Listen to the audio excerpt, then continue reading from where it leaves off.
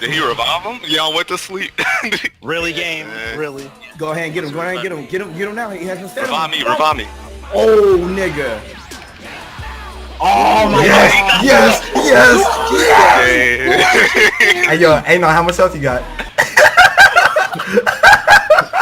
Legendary, nigga! Shout out to Black! Nah, Black, you're a hoe, bro. You're a hoe. You already know. Yo, and the revive, bro. Legendary! Legendary W. Y'all went to sleep. Y'all let him get the revive and the body switch. Nah, 1v1 me, fuck nigga. I'll erase you here.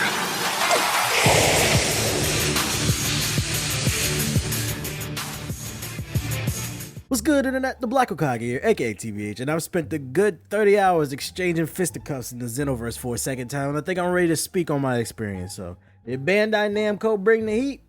Let's find out. Sorry for the wait. Everything is ready. What are you planning this time, Toa? I imagine you'll have your share of fun today. The story picks up where the last Xenoverse left off. The time in which Toa and her lacking mirror are back hopping in and out of DBZ timelines, messing things up again. You players, you create a time patroller tasked with stopping Mirror and her evil plans. That means you're gonna have to go back into time to stop time anomalies from the Sand Saga to Resurrection F. Honestly, the story is a complete disappointment. 80% of the story is recycled cutscenes from the last game, but the difference is you get another look at the same scene from a different angle where a different villain will be hiding in a corner. It's lazy and it's uninspired. It's too easy too because the game allows you to import your character from the previous game, which allows you to import your moves and your gear. So I started the game off with some of the rarest moves from Xenoverse 1 and I breezed through the campaign because of it. Tantan City is your new place of residence. It's far larger than Toki Toki City, so large that they allow you to fly around the area. It just pisses me off that you can't fly into a certain point in the game, which contradicts the whole idea of you being the chosen one. But whatever. Kantan City is dope because it contains a mini version of every saga from DBZ, and of course you can set up online matches and purchase items, but the real appeal of the city is all the side missions and training missions it contains. Trainers no longer randomly spawn, so everyone has a chance to train with who they like.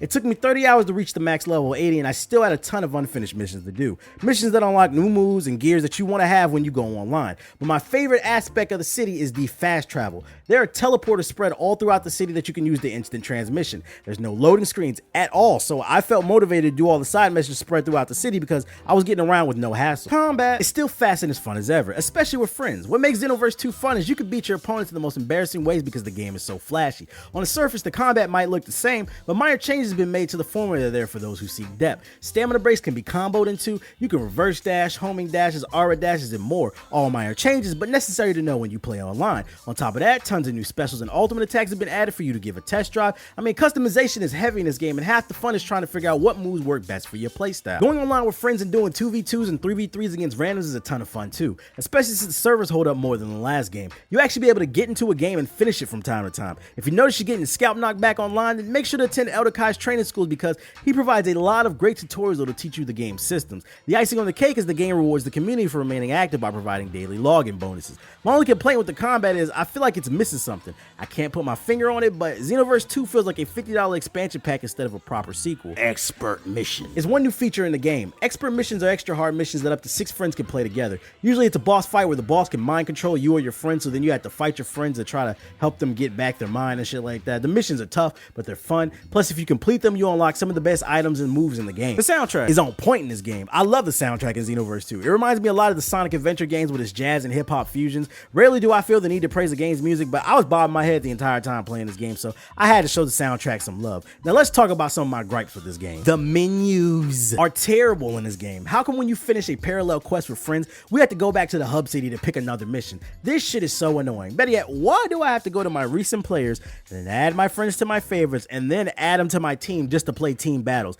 Casual online lobbies, they do allow you to create private slots, but you can't pick teams, so if I invite my friends, they'll most likely end up on the other team, which defeats the purpose of the private slots. I didn't invite my friends to play alongside some stupid randoms against my friends. The little things are important. The game lacks attention to detail. There's still times when you'll lose a fight because you're too busy fighting the camera, and when you go online, the game gives you a whopping 10 seconds to pick from its large roster of over 60 characters. I can't tell you how many times I or my friends are casually scrolling through looking for who we want to play when we notice we only have 2 seconds left and we have to make a panic pick. It's annoying. Final thoughts. Here's a quick summary of all the pros and cons cons for all you slow people out there. On the positive side of things, there's tons of content in the game. The new city is dope, the combat is refined, expert missions are a fun challenge, it has a great soundtrack, and the servers are slightly improved. On the negative side of things, a lot of the content is recycled, the story is forgettable, menu systems are terrible, the camera is fickle, it's not enough time to pick your characters online, the servers just still are not good enough, but most importantly, this feels like a $50 expansion pack,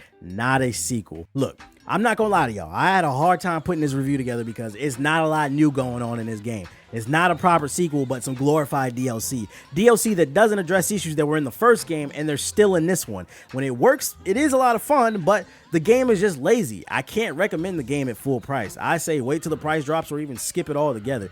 You're not missing much if you played the first game. And those are my thoughts on Xenoverse 2. Feel free to share yours in the comment section below. And when you're finished, please leave a like on the video if you found it informative. Share it on your favorite social media platforms. And subscribe to my second channel over at youtube.com/GIUpdates. We post news, movie reviews, interviews, gameplay, anime reviews, sports podcasts, debates, and more. That's youtube.com/GIUpdates. Link in the description box below. Bless up.